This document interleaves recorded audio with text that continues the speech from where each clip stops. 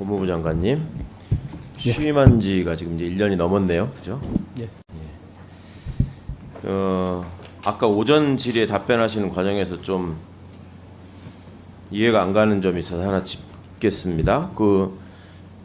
이동관 씨에 대한 질문에 대해서 지명도 안 된 분에 대해서 검증한다는 게 안 맞는 얘기다라고 얘기했는데 맞는 말입니까? 한 두세 차례 반복하시던데. 지명도 안 된 분에 검증한단 말이 아니라 지명도 안 된 분에 대해서 검증에 대해서 언급하는 것이 적절하지 않다 말씀합니다. 그럼 아까 워딩이 잘못된 거네요. 두 번을 계속 그려서 지명이 안 된 분을 상대로 검증하는 거죠 원래.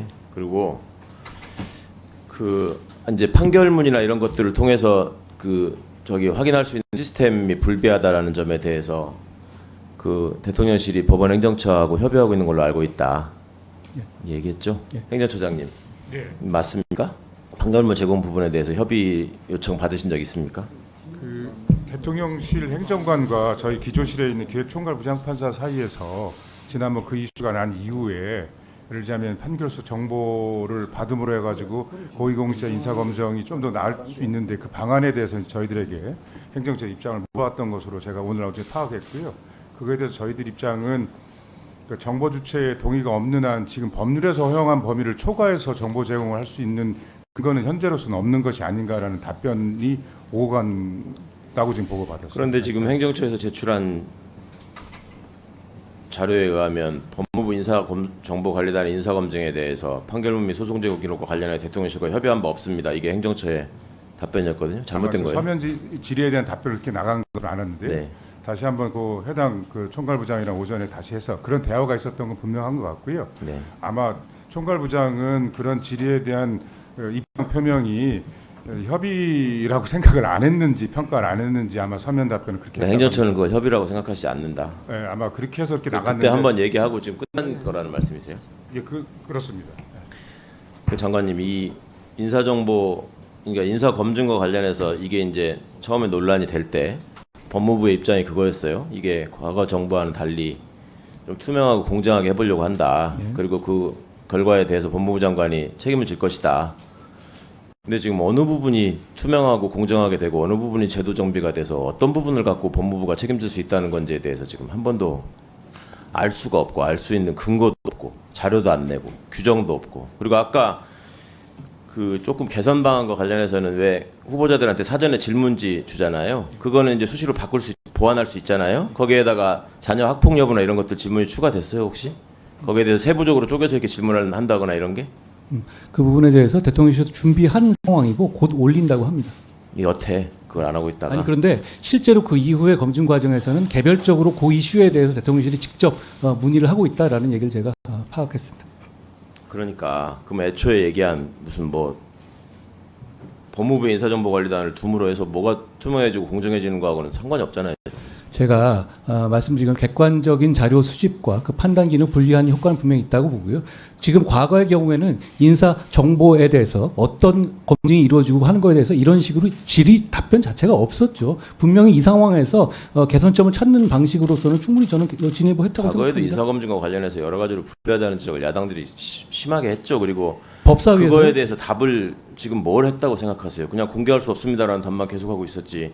자, 지금 과거의 검사 시절에 또 장관이 돼서도 여러 가지 얘기를 하시는데, 예를 들면 국민들 보시기에 검사가 하는 일은 어떻게 보이느냐, 무엇이 what it is보다 what it looks가 중요하다, 이런 거 사직의변으로 남긴 적도 있고, 그리고 지난 정부의 어떤 검찰 행정이나 이런 것들을 비판하면서 공정한 척이라도 해야 되는데 그렇게 보이지도 않게 행동한다, 이런 식으로 얘기를 했는데, 그리고 무슨 노골적으로 권력을 통해서 사법 절차에 개입하려고 한다, 이런 식의 발언도 또 야당을 상대로 아침에 하신 바가 있고. 다 사실입니다. 자, 하나 짚어봅시다. 그래서 지금 전에 인사청문회 때부터 문제가 됐던 얘기가 있죠. 어떻게 하다 보니 결과적으로 원고 윤석열, 피고 한동훈이 상황이 되는 전직 검찰총장의 징계처분 취소 청구 사건이 있는데, 그와 관련해서 언론이 지금 명명하기를 패소할 결심, 소송 절차에 제대로 임하지도 않고 재판부가 성명을 구해도 제대로 답하지도 않고, 그 다음에 도이치모터스 사건에 대해서는 여전히 수사를 열심히 하고 있으나 뭐 어쩌고저쩌고 하고 있을 때 지금 여당이나 용산에서 뭐 공소시효가 다시 났다. 뭐 부당한 공격이라는 게 확인됐다. 이런 식으로 얘기한단 말이에요. 아까 CCTV 관련해서 뭐 강릉경찰서나 강릉지청 얘기를 하니까 그거에 대해서 언급하는 것 자체가 뭐 가이드라인이 될 위험이 있지 않느냐 하는데, 아니 이렇게 대통령실이 차별적으로 어떤 문제에 대해서 본인한테 유리한 쪽으로 자꾸 얘기하고 언급하고, 또 행정소송과 관련해서는 본인도 인사청문 과정에서 이거에 대해서는 뭐 총장에 대한 찍어내기라고 정치적으로 성격이 규정되지 않았느냐라는 식으로 얘기를 하면, 그러고 나서 소송 진행 과정이 이렇게 벌어지면 이걸 사람들이 공정한 척 한다고 볼까요? 공정하게 보인다고 생각을 할까요? 그리고 지금 저기 화면 한번 보시겠습니다. 과거에 지금 우리 대통령께서 후보자 시절에 말씀하신 게 있죠. 네, 소리가 안 나오네요. 장모님이 사기 피해 당한 적 있어도 남한테 10원 한 장 피해 준 적은 없다. 이제 지금 와서는 10원 한 장 피해 준 적 없다는 말은 정진석 의원님이 잘못 전한 말이다. 그렇지만 피해 준 적이 없다는 말씀은 했다는 말이죠. 다음, 주가 조작과 관련해서 공소시효가 끝난 게 아니라 자녀 공범들에서 계속되고 있다. 그 다음, 장고증명서 위조 사건에서 판결문이 이게 왜 검찰이 기소를 안 했는지 이유가 뭔지 상세히 밝혀라. 이해할 수가 없다.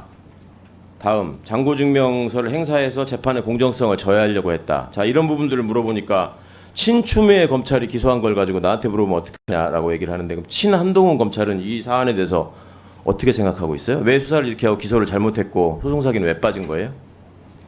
자, 아까 뭐 여러 가지 말씀하셨으니까 제가 답변 시간이니까요. 첫째로 징계 소송 관련해 가지고는 저는 그 징계 자체가 합당하지 않다고 당연히 판단하고 있습니다. 그렇지만 문제는 이게 이미 진행되는 상황이고 중요한 어떤 선례를 남길 문제이기 때문에 그 상황에 대해서 저는 일체 저는 보고 받지도 않고 거기서 기존에 하던 팀에서 제대로 수행하라라고 한 겁니다.